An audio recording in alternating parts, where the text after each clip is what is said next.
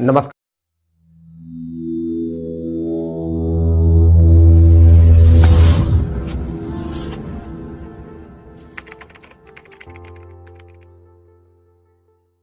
नमस्कार दोस्तों, कैसे हैं आप लोग। मैं उम्मीद करता हूं आप लोग सब अच्छे होंगे। आप देख रहे हैं अपना YouTube channel MS computer point 9456। मैं आपका दोस्त स्वागत करता हूं आपका अपने प्लेटफॉर्म पर। दोस्तों, हमारे आधुनिक इतिहास की सीरीज चल रही है और आप लोग बहुत मज़े से तैयारी कर रहे हो। तैयारी ज़ोरों शोरों से चल रही है। और अभी जो हमने कल सेशन लिया था, उस सेशन में हमने पढ़ा कि किस तरीके से गर्म दल ने अपनी भूमिका निभाई और सूरत अधिवेशन में अपने आप को अलग किया। किस तरीके से द्वितीय चरण, आधुनिक इतिहास में द्वितीय चरण राष्ट्रीय आंदोलन का किस तरीके से प्रभावी हुआ और क्या क्या वजह हुई थी। हमने इससे पहली क्लास में देखा कि दिल्ली दरबार जो 1911 में हुआ, उसके बाद में दिल्ली षड्यंत्र जो केस हुआ था जिस पर बम फेंका गया होर्डिंग के ऊपर, उसके बारे में हमने कुछ पढ़ा था। इसके बाद में गदर पार्टी की जो स्थापना की गई, कांग्रेस में से ही गदर पार्टी की स्थापना की गई। तो इस तरीके के तथ्यों पर हमने कल बात आराम से कर ली थी। उसी के चलते एक घटना घटी, कामागाटा मारू घटना 1914 में। ठीक है, तो ये घटनाक्रम बिल्कुल एकदम एक रीजन वाइज आप पढ़ोगे तो शायद आपको कोई दिक्कत आने वाली है नहीं। अधिकांश ऐसा देखने को मिलता है कि बच्चों को एक प्रॉब्लम रहती है कि हम तिथि को और इन घटनाक्रम को किस तरीके से याद रखें, घटनाक्रम को किस तरीके से याद रखें। और उसकी एक वजह ये होती है कि बच्चों को किसी भी कंसेप्ट में और किसी भी घटनाक्रम में उसके मेनली कारण का पता नहीं चलता कि क्या कारण रहा होगा कि ऐसी घटना घटी और क्या वह कारण था कि ऐसा काम करना पड़ा। तो इसी के चलते क्रम में अब ऐसा हुआ, जब कामागाटू मारू घटना जब हुई, जब कनाडा सरकार ने भारत के ऐसे लोगों पर कनाडा में प्रवेश पर पाबंदी लगा दी जो सीधे भारत से नहीं आए हैं, भारत से सीधे नहीं आए हैं। तो वैंकूवर एक जगह थी, वहाँ पर कामागाटू नाम के एक जहाज़ को गुरुदत्त सिंह ने वहाँ रुका लिया। मतलब लेके गए थे 376 यात्रियों को, परंतु कनाडा सरकार ने वहाँ पर उसको रुकाया और वहाँ पर उसको घेराबंदी की और वहाँ से यात्रियों को उतारा। और वहाँ पर बहुत सारा संघर्ष चलता रहा। अंततः संघर्ष लंबा चला और गुरुदत्त जी को ये लगने लगा कि अब यहाँ कनाडा में दाल गलने वाली है नहीं, अब मैं अपने यहाँ पर जितने भी यात्री हैं उनको मैं उतार नहीं सकता। अब वह अपने जहाज़ को, कामागाटा मारू जहाज़ जो जापानी जहाज़ था जो उन्होंने किराए पर लिया था, उसको लेकर वह भारत की ओर आए। अब भारत में कलकत्ता बंदरगाह पर उन्होंने आकर उधर प्रवेश किया, क्योंकि देखिए कलकत्ता बंदरगाह भी अमेरिका से जो है, कलकत्ता बंदरगाह बिल्कुल करीब पड़ता है। अगर हम देखें अमेरिका से तो कलकत्ता बंदरगाह करीब पड़ता है, क्योंकि अगर हम पूरब में भी जाकर देखें तो पूरब में जो है हमारे अमेरिका पड़ता है। ठीक है, हमारे पूरब में जो है वो अमेरिका पड़ता है अगर हम इधर देखें तो। ठीक है, अगर हम इस तरफ बात करें तो हुआ क्या, जब वहाँ पर कलकत्ता में पहुँचे तो भारत में ईस्ट इंडिया कंपनी यानी कि बंगाल प्रेसिडेंसी जो थी, वहाँ पर भी ब्रिटिश सरकार, ब्रिटिश सेना का दबाव ज़्यादा था। वहाँ जब कलकत्ता ये लोग पहुँचे तो वहाँ पर सेना में, और मतलब सेना मतलब पुलिस में, और कामागाटू मारू के जो जहाज़ पर यात्री थे उनके बीच में झड़प हो गई और वहाँ पर 18 से 20 लोगों की मृत्यु हुई। और इस चीज़ से पीड़ित होकर दक्षिण अफ्रीका में अपने अधिकारों के लिए, गोरे काले के अधिकारों को लेकर, भेदभाव को लेकर गांधी जी भी संघर्ष कर रहे थे, एकजुटता कर रहे थे। और उन्होंने सोचा कि गोरे काले का जो दर्द उनको महसूस हुआ वह हुआ आपका दक्षिण अफ्रीका में, जब उनको ट्रेन के एक डिब्बे से उतारकर, एक कोच से उतारकर और उनको प्लेटफॉर्म पर बाहर फेंक दिया गया। उस बीच से वो पीड़ित हुए। उन्होंने सोचा जो भी मैं अब आंदोलन करूंगा या जन आंदोलन या सत्याग्रह करूंगा, वैसे जितने भी 1914 से पहले सत्याग्रह हैं वह उनका गांधी जी के, वह दक्षिण अफ्रीका में हुए। और गांधी जी के ऊपर हम एक वीडियो बना चुके हैं गांधी युग के नाम से, आप प्लेलिस्ट पर जाइए, वहाँ से वो घटना मिल जाएगी। तो गांधी जी ने विचार करा कि मैं दक्षिण अफ्रीका जाऊंगा और वहाँ पर अपने देश के बारे में वहाँ बात करूँगा। तो 1914 के बाद में जो हमारी कोई घटना आती है, वो घटना आती है हमारी गांधी जी का आगमन। गांधी जी का आगमन 1914 के बाद में आती है। अब देखिए क्या हुआ, 9 जनवरी और 1915 को ये भारत लौटे। 9 जनवरी 1915 को ये भारत लौटे, गांधी जी का आगमन हुआ। ठीक है, ये क्वेश्चन बहुत इंपॉर्टेंट क्वेश्चन होता है यह क्वेश्चन बहुत इंपॉर्टेंट क्वेश्चन होता है कि 9 जनवरी कब भारत लौटे, तो 9 जनवरी 1915 को भारत लौटे कौन? गांधी जी। अब ये गांधी जी जब भारत में आए तो इन्हें गोपाल कृष्ण गोखले, एक व्यक्ति यहाँ थे गोपाल कृष्ण गोखले, इनके विचारों से ये सबसे ज़्यादा प्रभावित हुए और इनको लगा कि यह एक ऐसे व्यक्ति हैं जिन्होंने राजनीतिक, आध्यात्मिक और आपके धार्मिक सभी प्रकार का ज्ञान इनको है, और उसी ज्ञान को देखते हुए और उसी चीज़ को देखते हुए ये इनके विचारों से, इनके मिलने से, इनकी बातों से, इनके राजनीतिक तथ्यों से बहुत ज़्यादा प्रभावित हुए, और इस प्रभाव को देखते हुए इन्होंने इन्हें अपना क्या बना दिया? राजनीतिक गुरु बना लिया। इन्होंने इन्हें अपना क्या बना लिया? राजनीतिक गुरु बना लिया। और राजनीतिक गुरु की अगर हम यहाँ बात करें तो आपको दिख रहा होगा गोपाल कृष्ण गोखले, मैंने शॉर्ट में लिखा है KGK, ठीक है, KGK, GKG, क्या सॉरी थोड़ा सा क्या है, JGKG, यानी गोपाल कृष्ण गोखले। इन्होंने उन्हें राजनीतिक गुरु बनाया। अब जिस समय पे भारत में आए थे, जिस समय पे लोग ये भारत आए गांधी जी, उस समय पर भारत में जो है प्रथम विश्व युद्ध का समय चल रहा था। प्रथम विश्व युद्ध का समय चल रहा था, लोग बहुत परेशान थे, ब्रिटिश सरकार चिंतित थी अपने साम्राज्य को बचाने के लिए, ब्रिटिश सरकार चिंतित थी अपने साम्राज्य को बचाने के लिए। गांधी जी को भी गोपाल कृष्ण गोखले के विचारों से ऐसा महसूस होने लगा कहीं ना कहीं कि यदि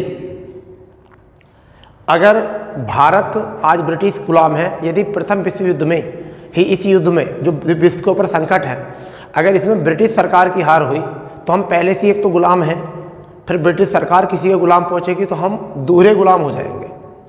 और दोहरे गुलामों से बचने के लिए ब्रिटिश सरकार ने आग्रह किया कि आपको, गांधी जी को ज़्यादा लोग यहाँ पसंद करें, उन्हें भी लगा, तो गांधी से आग्रह किया कि आप अगर कहोगे लोगों से, युवाओं से, तो ज़्यादा से ज़्यादा सेना में जो भर्ती लोग यहाँ पर होंगे। और गांधी जी ने क्या कहा? जनता से यहाँ पर कहा कि आप ज़्यादा से ज़्यादा तादाद में जो है सेना में भर्ती हो जाइए। और ये इस वजह से उन्हें एक संज्ञा दी गई, सेना में भर्ती कराने वाला सर्जेंट। ये संज्ञा दी गई इनको, सेना में भर्ती कराने वाला सर्जेंट कहा गया। और ब्रिटिश सरकार ने इसी बात से खुश होकर 1915 को गांधी जी को केसर-ए-हिंद की उपाधि दी। किसकी उपाधि दी? केसर-ए-हिंद की उपाधि 1915 को दी। ठीक है, जब इतना काम किया तो ये कहीं ना कहीं अंग्रेज़ों के दिमाग में जो है, अंग्रेज़ों के दिलों में जगह बना ली थी कि कहीं ना कहीं गांधी जी जो है वो हमारे विचारों को ही समझते हैं। अंततः गांधी जी का कुछ और विचार था, और गांधी जी ने साबरमती नदी के किनारे अपने एक आश्रम की स्थापना की, जिसे हम कहते हैं साबरमती आश्रम। ठीक है, और गांधी जी ने सबसे पहले ये देखा कि मैं अगर अपने देश में कुछ करना चाहता हूँ, तो पहले मैं अपने देश की स्थिति को पहचानूंगा। जब इन्होंने यहाँ के देखा कि कांग्रेस वाले लोग जो हैं वो पूरे देश में घूमे नहीं, ब्रिटिश सरकार की भाषा बोल रहे हैं और ब्रिटिश जैसे ही कपड़े पहनते हैं, ब्रिटिश लोगों की पार्टियों में इन्वाइट होते हैं, तो इन्होंने सोचा कि सबसे पहले मैं भारत देखना चाहता हूँ। तो गांधी जी ने भारत भ्रमण का फैसला लिया कि मैं उसके बाद में कुछ काम करूंगा यहाँ। पहले दक्षिण अफ्रीका था कि उन्होंने अपने पूरे भारत को देखा, कहाँ पर गरीबी है, कहाँ पर अमीरी है, कहाँ ऊंच नीच है, इन सब बातों को गांधी जी ने देखा। और इसी के देखते देखते गांधी जी को पूरा भारत समझ में आ गया। उन्हें लगा कि हाँ, भारत में बहुत ऐसी ऊंच नीच है, कहीं पर लोग को कपड़े के लिए लड़ रहे हैं, तो कहीं पर मकान के लिए और कहीं पर रोटी के लिए लड़ रहे हैं। इस वजह से जब एक बार ये कांग्रेस अधिवेशन में भाग लेते हैं और लोग इनको सुनना पसंद नहीं करते थे, क्योंकि सब लोग उनको पसंद करते थे जो एकदम शब्दों में उग्रता होती थी परंतु काम नहीं, यानी कि बातें ज़्यादा करते थे लोग परंतु काम नहीं करते थे। वो ऐसे भाषणों को, जोश जुनून वाले भाषणों को सुनना चाहते थे। अंततः गांधी जी जब पहुँचे, सभी लोग जो है समारोह से उठकर जा रहे थे। अंततः कुछ लोगों ने गांधी जी को सुना और उनमें ही एक व्यक्ति थे राजकुमार शुक्ल, जो बिहार से गांधी जी को से मिलने के लिए आए। अब जैसे गांधी जी अपना कांग्रेस समारोह में बोलकर और यहाँ से चले, तो राजकुमार शुक्ल उन्हें ढूंढते ढूंढते जो है वो यहाँ से चल दिए। वो यहाँ से ढूंढते ढूंढते चले और साबरमती नदी के किनारे जो है वह मिलते हैं और वह आश्रम पहुँचते हैं, गांधी जी को आप बीती बिहार की बताते हैं। ठीक है, परंतु वो आप बीती से पहले, उस आप बीती से पहले एक घटना और हो चुकी थी, जिसे हम कहते हैं 1916 में। 1916 में हम इसको कह सकते हैं होम रूल लीग आंदोलन। क्या कह सकते हैं हम इसको? होम रूल लीग आंदोलन। 1916 में इसकी स्थापना हुई और आयरलैंड की तर्ज पर, कहाँ की तर्ज पर? आयरलैंड की तर्ज पर बाल गंगाधर तिलक और एनी बेसेंट ने, बाल गंगाधर तिलक और एनी बेसेंट ने इसकी स्थापना की। ठीक है, यानी कि भारत में इसकी स्थापना की। आयरलैंड की तर्ज पे ही होम रूल लीग की स्थापना कहाँ पर की? बाल गंगाधर तिलक और एनी बेसेंट ने की। और यहाँ पे ही बाल गंगाधर तिलक ने स्वराज मेरा जन्मसिद्ध अधिकार है, मैं इसे लेकर ही रहूँगा, तो ये जैसा नारा भी इन्होंने यहाँ दिया। ये क्वेश्चन बहुत ज़्यादा एग्जाम में पूछा जाता है कि स्वराज मेरा जन्मसिद्ध अधिकार है, मैं इसे लेकर रहूँगा, यह नारा किसने दिया? ये किसने कहा? तो बाल गंगाधर तिलक ने कहा। और इसी आंदोलन के चलते होम रूल लीग आंदोलन के चलते इन्होंने अपने जो है भारत में आंदोलन को इकट्ठा करने के लिए अपने प्रचार अधिकार क्षेत्र बांट लिए। और बाल गंगाधर तिलक ने होम रूल लीग की जो प्रचार किया वो बेलगांव, पूना, कर्नाटक, मद्रास और मध्य प्रांत में किया। कहाँ पर किया? बेलगांव, पूना, कर्नाटक, मद्रास और कहाँ पर किया भैया? ये मध्य प्रांत में किया। जबकि एनी बेसेंट ने अपना जो अधिकार कहाँ पर प्रचार प्रसार करा? कहाँ पर किया? अडयार यानी कि मद्रास में और शेष भारत में। यानी कि बाल गंगाधर तिलक और अडयार को छोड़कर जितना भी और क्षेत्र था, बाल गंगाधर तिलक के अधिकार क्षेत्र को छोड़कर और भारत से अडयार को छोड़कर जो भी शेष भारत था उसमें भूमिका किसने निभाई? एनी बेसेंट ने। और एनी बेसेंट के इस प्रचार प्रसार को, एनी बेसेंट के इस काम को बहुत सराहा गया। और बहुत सराहने के बावजूद क्या हुआ कि इनके कुछ सहयोगी बनकर रहे जिनका नाम जॉर्ज अरुंडेल और सीपी रामास्वामी, इनके भी याद रखने। तो हमने अभी तक जो पढ़ा वो पढ़ा गांधी जी का भारत आगमन और होम रूल लीग आंदोलन। होम रूल लीग आंदोलन मैंने गांधी जी की बात अभी इसलिए रोकी क्योंकि ये 17 की बात आ गए जब ये चंपारण जाएंगे। ठीक है, उसके बाद की कहानी उससे पहले 17 से पहले 2 घटना और पढ़ लेते हैं जो हमारे सामने घटना है ही। ठीक है, ऐसा इसमें क्या हुआ, एक तरफ चल रहा था गांधी जी जैसा काम, ठीक है, और एक तरफ चल रहा था कांग्रेस पर काम। तो ये हमारा जो है कांग्रेस वाला पार्ट है जिस पर हम बात कर रहे हैं अभी। ठीक है, पहले यहाँ से देख लेते हैं ऑब्जेक्टिव क्या निकलेंगे। आपसे डायरेक्ट क्वेश्चन पूछा जाएगा गांधी जी के राजनीतिक गुरु कौन थे, तो आपको लगाना है गोपाल कृष्ण गोखले, आपका आंसर बिल्कुल क्लियर हो जाएगा। फिर क्वेश्चन पूछा जाएगा गांधी जी को कैसरे हिंद की उपाधि किसने दी, तो ब्रिटिश सरकार ने दी, कब दी? 1915 में। ठीक है, साबरमती आश्रम से क्वेश्चन आता है, कहाँ पर, कौन सी नदी पर? साबरमती नदी पर है। इसे सत्याग्रह आश्रम भी कहा जाता है। इसे क्या कहा जाता है? सत्याग्रह आश्रम भी कहा जाता है। ठीक है, क्वेश्चन फिर आ जाए गांधी जी ने भारत में दक्षिण अफ्रीका से आगमन कब किया था? ये दक्षिण अफ्रीका से भारत कब लौटे थे? तो 9 जनवरी 1915 आपको जरूर याद रख लेना है। ठीक है, जरूर याद यहाँ से रख लेना इतनी बात। ठीक है, फिर अब क्वेश्चन आएगा होम रूल लीग की स्थापना किसने की, तो बाल गंगाधर तिलक और एनी बेसेंट ने की भारत में। तो ये क्वेश्चन भी बहुत आता है एग्जाम में कि होम रूल लीग की स्थापना किसने की, तो किसने की होम रूल लीग की स्थापना? बाल गंगाधर तिलक और एनी बेसेंट ने की। ये क्वेश्चन आता है आर्मी जैसे एग्जाम में, SSC GD में कि स्वराज मेरा जन्मसिद्ध अधिकार है, मैं इसे लेकर रहूँगा, ये किसने कहा। फिर ये क्वेश्चन आएगा अडयार में जो है होम रूल लीग की स्थापना किसने की थी, तो किसने की थी? एनी बेसेंट ने। सहयोगी के रूप में कौन कह रहे थे? जॉर्ज अरुंडेल ज़्यादा आता है एग्जाम में, जॉर्ज अरुंडेल जो है एग्जाम में ज़्यादा देखने को मिलता है। ठीक है, तो इस तरीके से यहाँ तक अभी जो हमने सीखा है वो हमारे हो गए 2 पॉइंट। एक तो गांधी जी का भारत आगमन, दूसरा होम रूल लीग आंदोलन 1916। अब बात करते हैं एक सबसे इम्पोर्टेंट और सबसे बढ़िया कड़ी जो है वह हमारा लखनऊ समझौता जिसे हम कहते हैं 1916। लखनऊ समझौता 1916 के नाम से हम इसको जानते हैं। क्या है लखनऊ समझौता, क्यों हुआ, किसने किया विवाद, किसने की अवहेलना, ऐसी क्या स्थिति आ गई थी, इसको समझते हैं विस्तार से। ठीक है, बिल्कुल सीधे शब्दों में समझते हैं।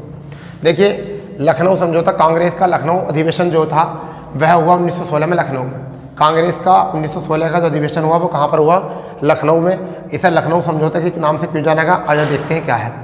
अध्यक्ष जो करा वो करे अंबिका चरण मजूमदार। ये क्वेश्चन बहुत इंपॉर्टेंट है, इसे BBIP कर लो, BBIP कर लो, वेरी इंपॉर्टेंट कर लो, वेरी IP कर लो इसको, क्योंकि BBIP कर लो इसको। क्या है ये आपका है अंबिका चरण मजूमदार। ये लखनऊ समझौता जब हुआ उस समय कांग्रेस की अध्यक्षता किसने की, ये वाला क्वेश्चन बहुत ज़्यादा आता है। तो किसने की? अंबिका चरण मजूमदार ने ये की थी। अब इसमें हुआ क्या था, पहली घटना हुई 9 वर्ष पहले, यानी कि 1907 को, 9 वर्ष पहले 1907 को सूरत अधिवेशन में अध्यक्ष पद के विवाद को लेकर और अन्य बहुत सारे कारण थे। उन कारणों के बावजूद कांग्रेस के 2 भागों में विभाजन हो गया था, जिसे पहला विभाजन कहा जाता है। और वो विभाजन जो हुआ था वो क्या हुआ था? सूरत अधिवेशन में हुआ था।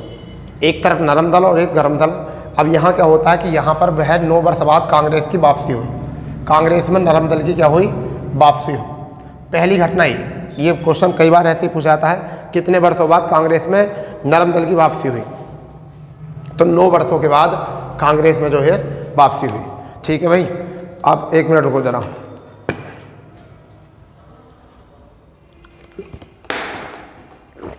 ठीक, नरम दल में क्या हुई है, वापसी हुई नरम दल की। फिर दूसरी बात ये, जो 1906 में मुस्लिम लीग बनी थी, 1906 में मुस्लिम लीग बनी थी और कांग्रेस 1885 में बनी थी। ठीक है, मुस्लिम लीग ने जो है कांग्रेस का विरोध ही कर रहे थे ज़्यादातर, ये एक दूसरे के मतलब ऐसा मान कर विपक्षी थे। अंततः कांग्रेस व मुस्लिम लीग का भी समझौता इस समय हुआ, कांग्रेस व मुस्लिम लीग का भी समझौता हुआ और कांग्रेस और मुस्लिम लीग ने आपस में संवैधानिक सुधारों को सुधारने के लिए, कांग्रेस और मुस्लिम लीग ने संवैधानिक सुधारों को सुधारने के लिए एक मिलकर कि अच्छे तरीके से संवैधानिक सुधार करेंगे, देश को अच्छे प्रशासन चलाएंगे और एक योजना बनाई जिसे हम कहते हैं कांग्रेस लीग योजना। किसकी स्थापना की, कांग्रेस लीग योजना की स्थापना की। ठीक, अब कांग्रेस ने पृथक सांप्रदायिक चुनाव, अब जब इन्होंने आपस में बात कर ली, आपस में बात मान ली, तो कांग्रेस ने पृथक सांप्रदायिक चुनाव का जो चुनाव मंडल जो था, जिसका मुस्लिम लीग को 1909 में अधिकार दे दिया गया था, ठीक है, पार्लियामेंट्री सुधार के अनुसार, उसको कांग्रेस ने स्वीकार लिया। कांग्रेस ने उसको स्वीकार लिया कि चलो ठीक है, आपके इस मंडल को हम स्वीकारते हैं, जबकि इससे पहले उन्होंने 1909 से लेकर अब तक उस चीज़ को स्वीकारा नहीं था। इसमें फिर क्या करा कि ये जो कांग्रेस और लीग का जो ये आंदोलन मतलब कब तक बनी रही, तो जब तक लखनऊ समझौता जब तक बना रहा, जब तक कि असहयोग आंदोलन रहा।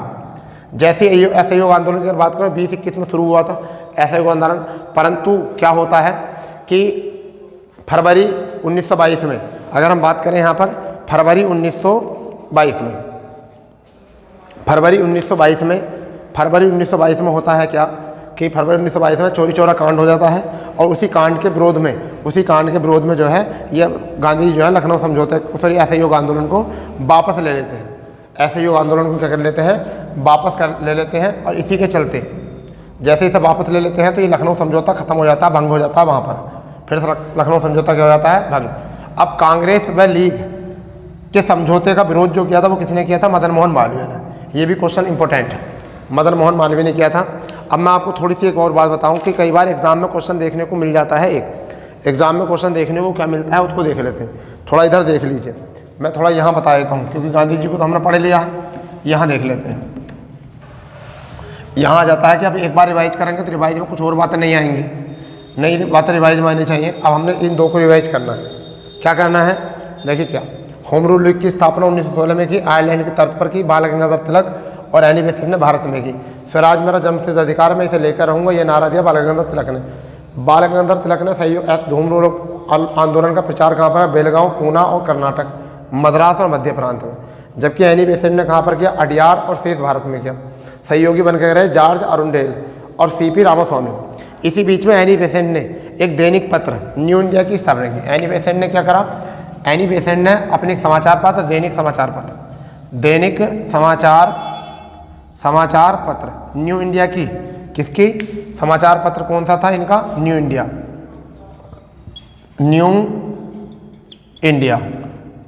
की शुरुआत की। एक तो ये था न्यू इंडिया की शुरुआत की। अगर दूसरे की बात की, कॉमनवेल्थ एक साप्ताहिक पत्र था। कौन सा था, एक साप्ताहिक पत्र जो था वो क्या था, कॉमनवेल्थ। इन दो की स्थापना की। तो किसके दौरान की, होम रूल लीग के दौरान। तो ये कई बार पत्रिकाओं से भी, पत्र से, समाचार पत्र और पत्रिकाओं से भी क्वेश्चन आपको देखने को मिलते हैं। इसी समय बाल गंगाधर तिलक ने मराठा और केसरी, बाल गंगाधर तिलक ने क्या, एक तो मराठा और एक केसरी दो पत्र या पत्रिकाएं, समाचार पत्र निकाले। अब इसमें कई बार एग्जाम में डाउट हो जाता है। देखिए मराठा जो था ये तो अंग्रेजी भाषा में था। कैसी भाषा में था, अंग्रेजी। और केसरी जो था मराठा भाषा में। केसरी जो था वो किस में था, मराठी भाषा। कुछ बच्चे होते हैं मराठा जो होगा समाचार पत्र वो मराठी भाषा में होगा और केसरी जो होगा वो अंग्रेजी में। मगर यहाँ पर मराठा जो था वो अंग्रेजी भाषा में था और केसरी जो था वो मराठी भाषा में था। इतनी बात क्या रहेंगे, ठीक है।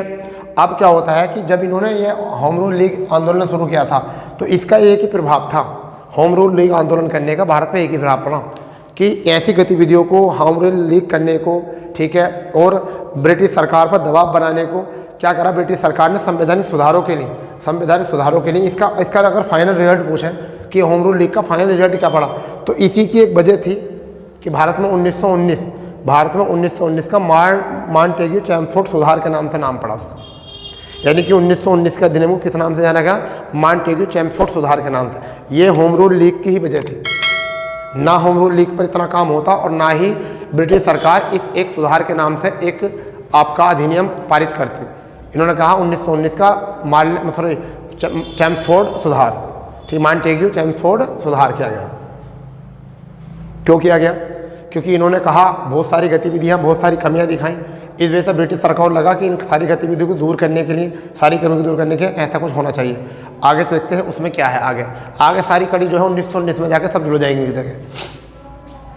फिर उसके बाद में लखनऊ समझौता हो रहा था 1919 में। अध्यक्ष कौन थे? अंबिका चरण मजूमदार। 9 वर्ष बाद कांग्रेस की वापसी हुई, कांग्रेस में लीग का समझौता हुआ, कांग्रेस लीग की योजना की स्थापना हुई।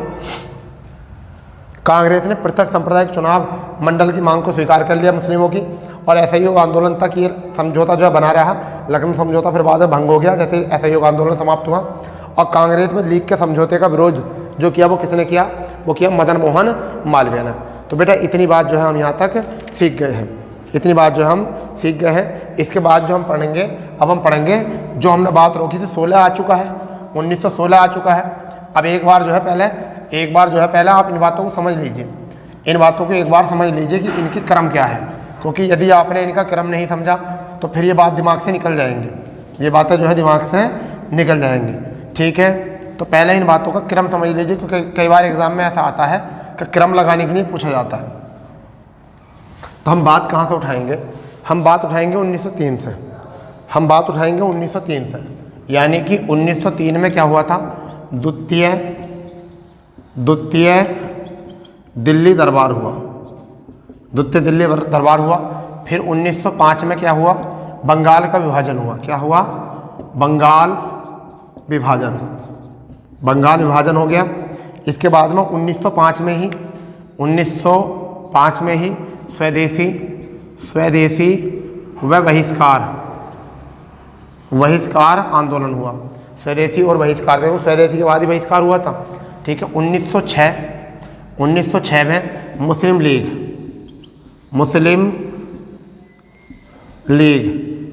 की स्थापना हुई। 1907 याद रखो, 1907 में क्या हुआ? सूरत अधिवेशन।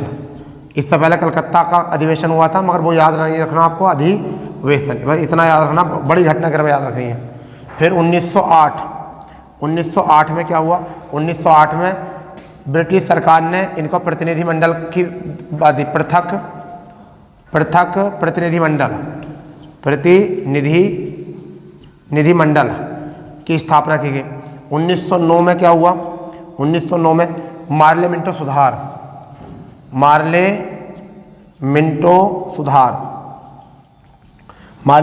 हुआ, ठीक है। मार्लेमेंटो सुधार हुआ, इस बात को याद रखो।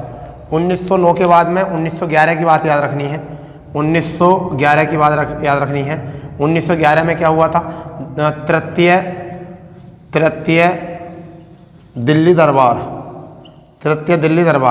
ठीक है। 1912 में जल्दी याद रखो, 1912 में बताया था, अभी पिछले कल की वीडियो में था। 1912 में क्या हुआ था? याद करो इतने तुम, जल्दी बताओ। दिल्ली षड्यंत्र केस हुआ था, नहीं हुआ था? हुआ था। हार्डिंग पर बम फेंका गया था, नहीं फेंका गया? तो ये हुआ दिल्ली षड्यंत्र केस, ठीक है बेटा। इसे ऐसे भी याद रख लोगे तो काम आ जाएगा, ठीक है। अब इसके बाद में 1913 में क्या हुआ? गदर पार्टी की स्थापना हुई। 1914 में क्या हुआ बेटा? 1914 में हुआ कामागाटा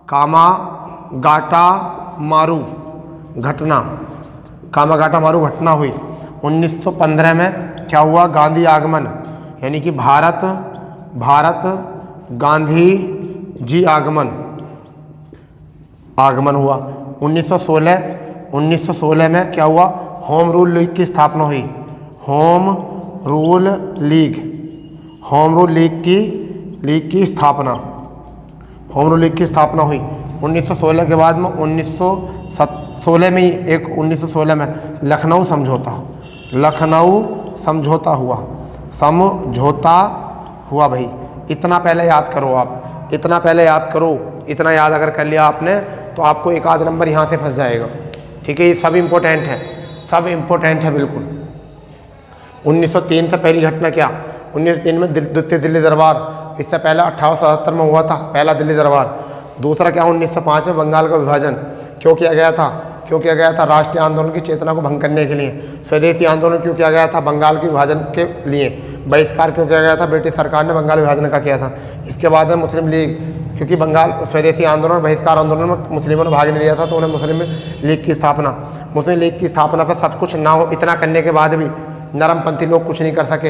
अध्यक्ष पद को लेकर कलकत्ता में विवाद हुआ, फिर बाद में सूरत में विवाद हुआ, क्योंकि नागपुर में चाहते थे गरम दल वाले, तो क्या हुआ आपका सूरत अधिवेशन हुआ यहाँ से। फिर पृथक निर्वाचन चुनाव मंडल की जो है घोषणा कर दी गई, किसने कर दी, ईस्ट इंडिया कंपनी ने या ब्रिटिश सरकार ने। 1909 में क्या हुआ, पार्लियामेंट्री सुधार, या इसी महीने के कह दिए थे पृथक निर्वाचन चुनाव की स्वीकृति दे दी थी। 1911 में 73 दिल्ली दरबार आया, जहाँ पर कौन, जॉर्ज पंचम और मैरी आए थे, ठीक है, जिन्होंने क्या करा था, बंगाल विभाजन को रद्द कर दिया था और बंगाल की अलग स्थापना कर दी थी, और बंगाल की अलग स्थापना कर दी थी, असम की अलग स्थापना कर दी थी। ठीक है, 1912 में दिल्ली षड्यंत्र केस, ठीक है, हार्डिंग के ऊपर बम फेंक दिया था, अपने परिवार के साथ जा रहे थे, तो हार्डिंग के ऊपर बम फेंक दिया गया था। गदर पार्टी की स्थापना 1913 में, क्योंकि सब लोग परेशान होकर एक अलग पार्टी बनाने लगे जो इनके विचारों से संबंधित नहीं थे। ठीक है, 1914 में कामागाटा मारू घटना, गुरुदत्त सिंह कनाडा लेके गए थे अपने यात्रियों को। ठीक है, भारत में गांधी जी का आगमन दक्षिण अफ्रीका से। 1916 में होम रूल लीग की स्थापना यानी बेसेंट बाल गंगाधर तिलक ने, ठीक है, कहाँ पर, कहीं भारत में आइलैंड के तट पर। फिर उसके बाद में पढ़ा लखनऊ समझौता। क्या पढ़ा, लखनऊ समझौता। मैं हट रहा हूँ, आप स्क्रीनशॉट ले लीजिए या फिर आप इसे नोट कर लीजिए, मैं बिल्कुल सामने से हट जाता हूँ, इसके आगे बाद में पढ़ेंगे। आप पहले देख लो इसको, अभी शुरू करते हैं क्या कहानी है।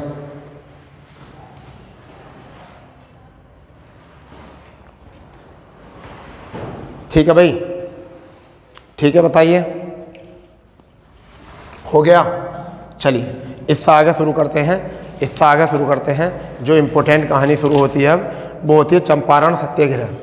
अभी हम गांधी जी को पीछे छोड़ कर आए थे। गांधी जी से कौन मिले थे, राजकुमार शुक्ल मिले थे। तो उन्होंने आप बीती बताई थी, और आप बीती बताने के बाद में वह कहाँ चले गए, वह चंपारण गए थे। बिहार के एक जगह है चंपारण, वह कहाँ चले गए, बिहार की एक जगह चंपारण में चले गए। ठीक है, तो अब हम पढ़ते हैं चंपारण आंदोलन। क्या पढ़ने वाले हैं, चंपारण सत्याग्रह। चंपारण सत्याग्रह, ठीक है, 1917, ये याद रखनी है आपको। अब देखो, अगर थोड़ी सी बात करें तो बिहार के चंपारण में गांधी जी ने सत्याग्रह यानी कि पहला सत्याग्रह की प्रयोग किया 1917 में। पहला सत्याग्रह का प्रयोग किया, ठीक है, पहला सत्याग्रह का प्रयोग किया। अब ये प्रयोग क्या था समझिए, प्रयोग क्या था मैं बताता हूँ। 1917 में क्या था कि 1917 में जब ये अंग्रेज़ों ने ऐसा हुआ कि 1917 में अंग्रेज़ों ने नील बागान मालिकों को, क्या था, दो कारण थे। पहली बात तो क्या, चंपारण सत्याग्रह आने का मतलब क्या है, तो गांधी जी से मुलाकात किसकी हुई, राजकुमार शुक्ल की, जो कहाँ के थे, जो बिहार के एक किसान थे। इनकी मुलाकात हुई, इन्होंने अपनी आप बीती बताई। इन्होंने बताया कि चंपारण में क्या, पहला नंबर कहाँ पर, चंपारण में नील बागान मालिकों द्वारा किनके मालिकों द्वारा तकावी ऋण, ये याद रखना है। तकावी ऋण जो है, तकावी ऋण जिसे हम क्या कहते थे, तीन गठिया, क्या कहते थे जिसको, तीन गठिया दगान, या 3 गठिया दगान का मतलब क्या है, 3/20, यानी कि 20 से ज़मीन में, अगर किसी के पास 20 से ज़मीन है तो उसमें से 20 से ज़मीन में से 3 से ज़मीन में 3 बीस से ज़मीन में जो है नील उगाना जरूरी था। तो कुछ ऐसा कानून चल रहा था, उसके बारे में बताया, ठीक है। और किसने बताया 1917 में? ये बताया राजकुमार शुक्ल ने, ठीक है। इनकी बात सुनकर जो है गांधी जी जो है चंपारण चले गए और वहाँ पर जाकर इन्होंने अपना सत्याग्रह का प्रयोग किया, जो इन्होंने दक्षिण अफ्रीका में किया था इससे पहले, जो इन्होंने दक्षिण अफ्रीका में इससे पहले जाकर किया था। और ये जब आंदोलन वहाँ की जनता को बताया और जनता की बताने के बावजूद ब्रिटिश सरकार के सामने खड़े हो गए। ब्रिटिश सरकार ने सोचा चलो कोई बात नहीं, एक छोटा सा आंदोलन है, और ये आंदोलन क्या हो गया, सफल हो गया। और इस आंदोलन के सफल होने पर, पहली बात ये, दूसरी बात ये, आंदोलन कैसा हुआ, आंदोलन सफल हो गया। आंदोलन कैसा हो गया, सफल हो गया। और रविंद्रनाथ टैगोर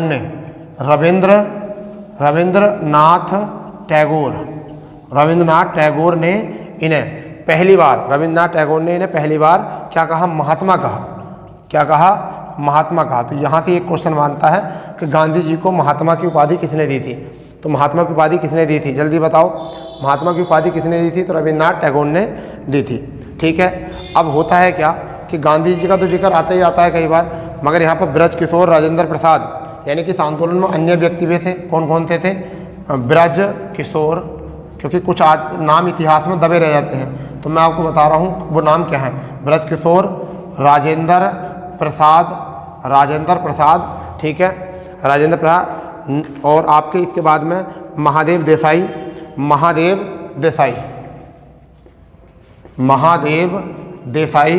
क्योंकि इन आदमियों का नाम याद नहीं रहता चंपारण में, और तो गांधी को याद कर लेते हैं। फिर जेपी कृपलानी, कौन थे? जेपी कृपलानी, ठीक है। तो इन लोगों ने भी जो था इसमें अहम भूमिका निभाई, यानी कि चंपारण सत्याग्रह 1917 में हुआ, ठीक है। गांधी जी ने किया, राजकुमार शुक्ल से मुलाकात हुई, बिहार के किसान थे, ठीक है। और ये क्या है, चंपारण में नील बागान मालिकों के द्वारा क्या था, तकाबी ऋण लिया जा रहा था, और दिनकरिया पद्धति कहा जाता था इसे, ठीक है। आंदोलन सफल हो गया, गांधी जी पहुंचे। इसके बाद में रविन्द्रनाथ टैगोर ने क्या कहा, महात्मा की उपाधि दी इनको, ठीक है। और ब्रज किशोर और राजेंद्र प्रसाद, महादेव देसाई, जेपी कृपलानी की भी इनमें महत्वपूर्ण भूमिका रही। बताया जाता है 2017 में इसने 100 वर्ष जो है अपने पूरे कर लिए हैं, 100 वर्ष पूरे कर लिए हैं 2017 में। तो शताब्दी बनाई गई थी इनकी कब, 2017 में। नोट करके इस बात को याद रख लेना। जब ये सफल आंदोलन हुआ तो इसके बाद जो घटनाक्रम आती है, वो कौन सी आती है? वह आती है अहमदाबाद मिल हड़ताल। बहुत इंपॉर्टेंट है, बहुत ही इंपॉर्टेंट। अहमदाबाद मिल हड़ताल, ये याद रख लेना आप इसको। अहमदाबाद मिल हड़ताल कब हुई? 1918 में। 1918 में, याद रखना बहुत। क्या इस समय देश में अहमदाबाद में एक फ्लैग नाम की बीमारी थी, बीमारी चल रही थी, आपको पता होगा इसका, ठीक है। फ्लैग नाम की बीमारी चल रही थी, ठीक है। आगे बात समझ में। अब ये विवाद जो था वो क्या था? विवाद ये था कि कारण क्या था कि मिल मालिक किस बीच में था, ये देख लो। ये विवाद था किसके बीच में, यहाँ लिख देता हूँ मैं। विवाद किसके था? मिल मालिकों वर्सेस मजदूरों, यानी कि मिल मालिकों का किसके साथ था? मजदूरों का। मजदूरों का किसके साथ था? मिल मालिकों का। मतलब क्या था? फ्लैग की बीमारी के चलते फ्लैग बोनस को लेकर था। किसको लेकर था? फ्लैग बोनस को लेकर ये था। फ्लैग बोनस को लेकर ये बवाल था। हुआ क्या कि फ्लैग बोनस में जो बोनस दिया गया फ्लैग बीमारी के लिए मिल मालिकों के द्वारा, तो मिल मालिक जैसे फ्लैग की बीमारी समाप्त होने वाली थी, समाप्त हो गई थी, तो ये बोनस को समाप्त करना चाह रहे थे। कौन? मिल मालिक। अंततः प्रथम विश्व युद्ध की महंगाई 18 में प्रथम विश्व युद्ध समाप्त। तो प्रथम विश्व युद्ध की महंगाई को देखते हुए जो मजदूर वर्ग जो थे, प्रथम विश्व युद्ध की महंगाई को देखते हुए उन्होंने कहा कि यह बोनस बरकरार रहेगा। यह बोनस क्या रहेगा? बरकरार रहेगा। तो बोनस जो था वो कितना था? बोनस की मांग थी वो कितनी थी? 35% बोनस दिया जा रहा था। 35% की मांग करी गई थी इन्होंने। अंततः हुआ क्या? इसे जो लोग थे मना कर रहे थे, बरकरार करना चाह रहे थे। तो गांधी जी ने इसकी जांच की। क्या करी? गांधी जी ने इसकी क्या करी? जांच। गांधी जी ने जांच की और कितने की मांग करी? 35% बोनस की जो है मांग करी। कितने बोनस की मांग करी? 35% की। ठीक है, मालिकों ने 20 की घोषणा कर दी। मालिकों ने क्या कर दी? 20 की घोषणा कर दी।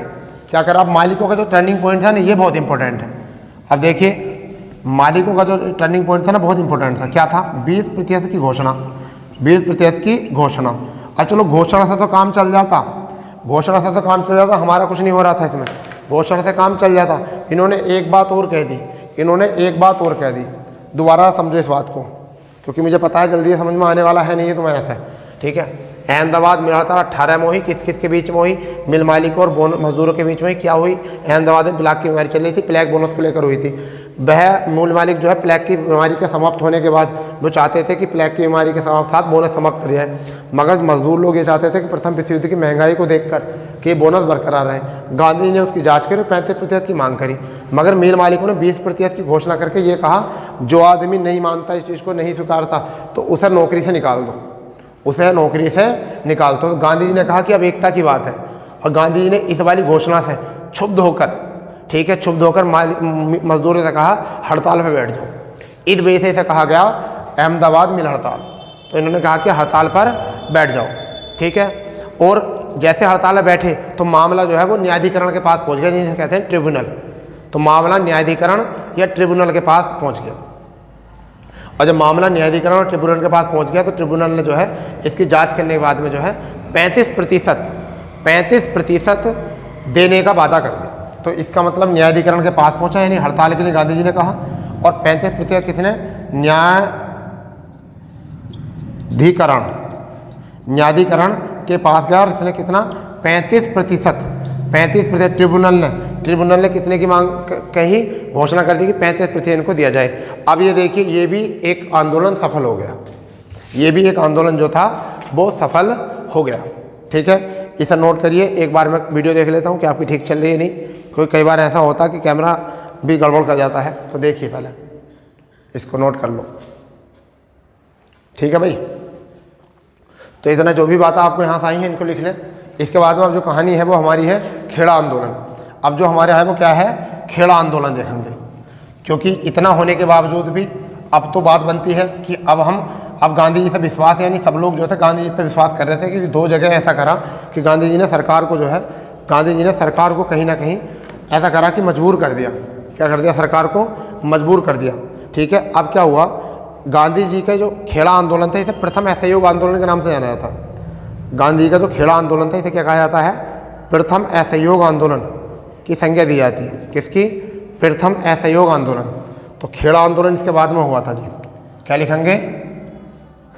खेड़ा आंदोलन। और कब?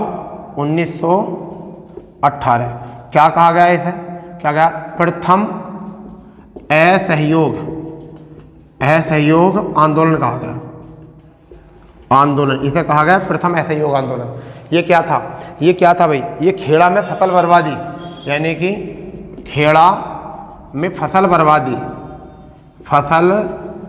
बर्बादी के बावजूद भी, बाद भी यानी खेड़ा में फसल बर्बादी के बाद भी सरकार मालगुजारी, सरकार की क्या कर रही थी? सरकार गुजारी लगान जो होता, लगान वसूल रही थी। ठीक है, ये वाली घटना इसमें हुई थी। इस चीज़ को लेकर बवाल हुआ था, तो जनता ने क्या करा? इसका विरोध किया कि मालगुजारी और क्या करा जनता ने, यानी कि किसने? किसानों ने क्या करा? इसका विरोध किया और मालगुजारी को समाप्त करने की, क्या करने की? समाप्त करने की मांग की, समाप्त करने की मांग की। अंततः हुआ क्या? इसमें जो है बहुत सारी पार्टी उतर कर आ गई सामने, यानी क्या? एक तो सर्वेंट ऑफ इंडिया सोसाइटी आ गई, एक तो उतर कर आ गई इसके सामने सर्वेंट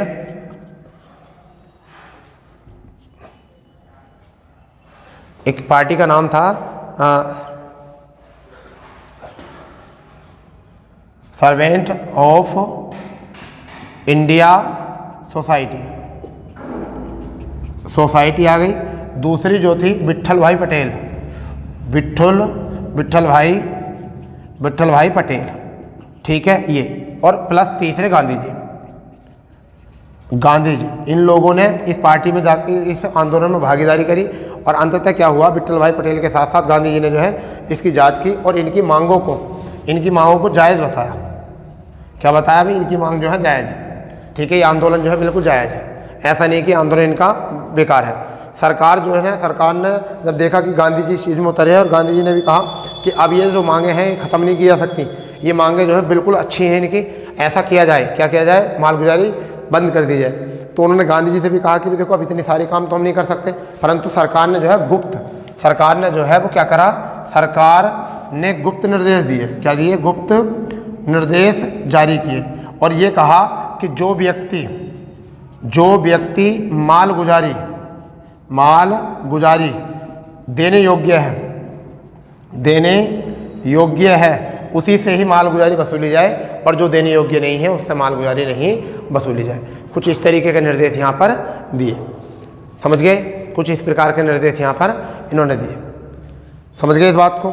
चलिए नोट डाउन कर लीजिए इस बात को, अगर आपको समझ में आ गई हो तो, ठीक है, नोट डाउन करिए इसको, जल्दी से नोट डाउन करिए, ठीक है भाई।